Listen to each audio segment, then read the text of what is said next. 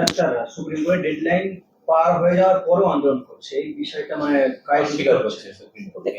দেখুন, জুনিয়র ডাক্তারদের ব্যাকগ্রাউন্ড দেখুন। আমি যতটুকু জানি, জুনিয়র ডাক্তার আমি ইন্ডিয়াতে ছিলাম না, আমি গতকালকে এসেছি, ফলে আমি পুরো লাস্ট 15 ডেজের আপডেট নিউজ অতটা দেখিনি। ওখানে গিয়ে বাইরে গিয়ে যতটুকু ইনফরমেশন আমি পেয়েছি বা কালকে এসে যতটা শুনলাম, তাতে ওরা দুটো দলে ডিভাইড হয়ে গেছে।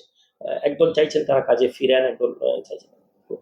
ফলে কিছু তো জুনিয়র ডক্টর আছেন যারা এথিক্যালি লড়ছেন, যারা, এটা তো কোনো সন্দেহ নেই, যারা চাইছেন যে আমার প্রতিবাদ হোক, আমি অন্যায়ের বিরুদ্ধে লড়াই করি। ফলে এই লড়াইটা তারা করছে।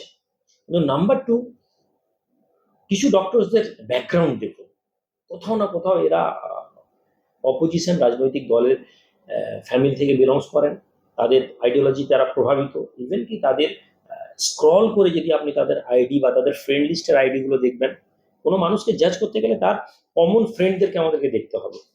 আমি নিজে খুব ভালো কথা বলছি, বাট আমার কমন ফ্রেন্ডগুলো কি করছে আপনি দেখুন, দেখলে আপনি দেখবেন যে আমার ব্যাকগ্রাউন্ডটা পেয়ে যাবেন। ফলে এদের ব্যাকগ্রাউন্ডগুলো তো অপোজিশন আছে, বাট সবাই আমি কথা বলছি না, কিছু তো অবশ্যই অবশ্যই প্রতিবাদ করছেন এবং আমরা তাদেরকে স্যালুট জানাই।